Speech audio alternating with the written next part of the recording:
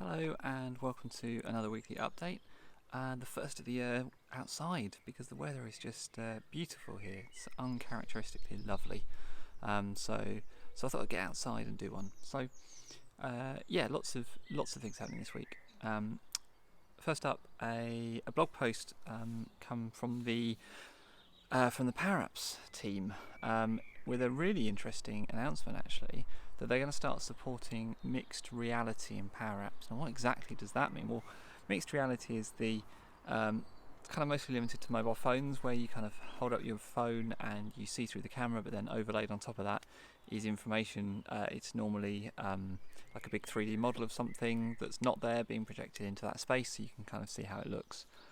It's things like that. So what's really interesting is that capability is going to come into Power Apps. No real details on exactly how that's going to happen, how it's going to be done, but really interesting that this kind of low-code platform is getting something as kind of in-depth and kind of normally reserved for hardcore dev, big science, computer science problems, mixed reality. So really interesting if they pull it off. If it's genuinely easy to use, if it's genuinely useful, it will really break down some barriers and open up mixed reality to lots more people. So very exciting that. So that's private preview at the moment, so there's a form you can go and fill in if you think that your organisation can massively benefit from this right now and you have something interesting to add. Then there's a private preview. Otherwise, for everyone else, it's going to open up in kind of late May time, I think, is the time frame they're working towards. Okay, next up is a great blog post by Matt Landis, and this is the blog post that I wish I'd done if I'd had the time. Some of you might know I work on a platform called One Consultation, which is healthcare focused and delivering remote video technology solutions for healthcare workers. So as you might imagine, my workload has just gone crazy in the last couple of weeks. That's the reason I'm doing less tweeting and blogging than normal. Apologies for that. I'm going to try and keep up these weekly updates, but my general output has dropped. So I'm really pleased that Matt's done this, because this is the blog post I wanted to write, really dig into the detail of the announcement that there's a Slack app for Microsoft Teams and the Slack integration with Microsoft Teams, because he's kind of got it, he's looked through it, and he's telling you in black and white what it does and what it doesn't do. Kind of as I thought. I think it's mostly meeting capabilities. There is some stuff around calls, but like Matt couldn't really get it to work, so maybe it's a futures thing, or maybe that's what they want to do and they just now realise they can't do it, which wouldn't be that surprising, because I think all of us in that space, the dev space, when we first saw this announcement come out, kind of thought, actually, yeah, I'm not sure how they're going to do that. So really interesting to see Matt's take on it as well. So that's a really good blog post. You should go and read that blog post, because it goes into the detail of exactly what the integration is and exactly how it works. Okay, a couple of days ago there was a Graph community call. They do these monthly. They're a really good chance to quickly get up to speed with everything that's new and happening. I'm calling it to your attention. There's some interesting stuff in there, so you can go and watch it. But actually, the thing I want to draw to your attention was a really good demo of a presence API using the Graph presence capabilities now to get presence and integrating it with a presence hue light bulb. So those of you who know, have been around a while, will know I did this for Skype for Business, and I haven't yet done it for Microsoft Teams because there's no time. So it's good to see someone else is doing it. So this is a Microsoftie that's doing it, Isaac Levin. The code is all available. I think he's done it also as a taskbar app, which is the right choice, I think, for me. That's what I did. That's what I would do. So that's kind of cool. So I would go and get that rather than waiting for me to go and do it, because it's going to be ages by the time I ever get around to doing it. So go and get his code and go and play with it. It's using the Presence API from Microsoft Graph to get the presence and then replicate it to Philips Hue light bulbs. So that's cool. What's next? Alright, it's the summertime problem of not really being able to see the laptop screen.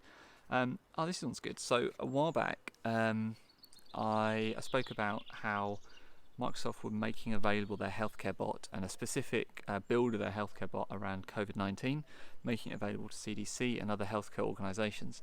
What's been really good to see since then is how those organisations have taken this up.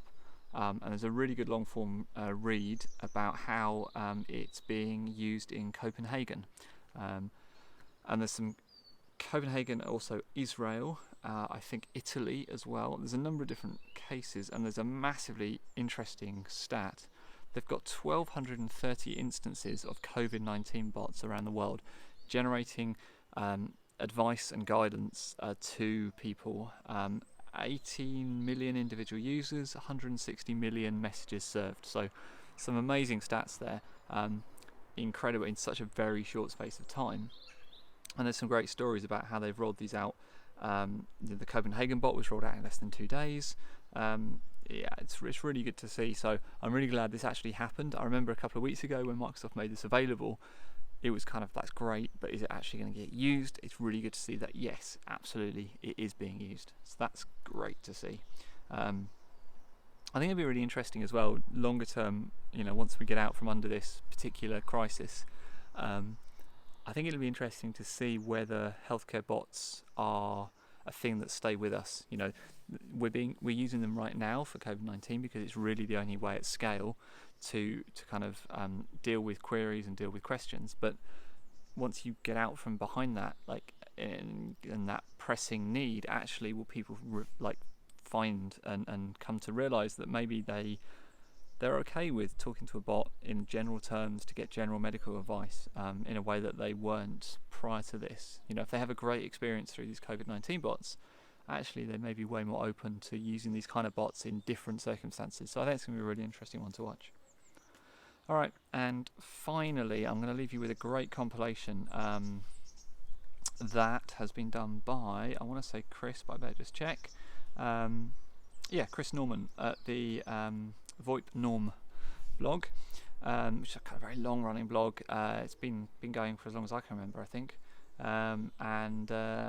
It's a good collection of articles referencing Zoom. So Zoom's had some mixed publicity in the last couple of weeks as they've become in some ways the kind of meeting tool of choice for lots of people in this particular crisis, but they've had some issues, I think it's fair to say, around security and privacy. And Chris isn't particularly anti-Zoom, I don't think, but he's not particularly, certainly in this article, he does not come across as particularly pro any other type of technology. I believe he favours Cisco. I think that's where he works, I want to say. But I mean, what he's done, which I think is quite useful, is just list out all of the news articles. So if you're like me and you're vaguely aware that something's been happening with Zoom, but you just have not had the time to dig into it, you haven't had the time to read the articles, and so you don't really know, actually this list is really useful because I can quickly scan the headlines, I can read a couple of the articles, and I can get a much better sense of what's going on. And I did not realise the problems were quite as many as they are. It's kind of really interesting. I didn't realise they were being sued. I didn't realise they were being banned by so many governments and organisations. I didn't realise Google has banned them from corporate laptops and devices. So some interesting things happening. I think, to be fair to anyone, this is a hard space. When your usage, literally 10x's, 20x's overnight, yes, the scale and challenging problems there. But I mean, it is what it is, right? And so I think I'm not particularly want to bang Zoom either particularly, but all I want to say is just be aware of what you're getting into, be aware of the issues, and then you can make your own choices, I think. Alright, I think that's everything from me. I'm going to go and enjoy the sun a little bit more, try and stay outside as much as possible, in a kind of socially responsible way. This is my back garden, by the way, so I'm not leaving the house, but it is nice to be able to get outside and get some fresh air. Alright, with all that being said, have a great weekend, and I will speak to you again next time.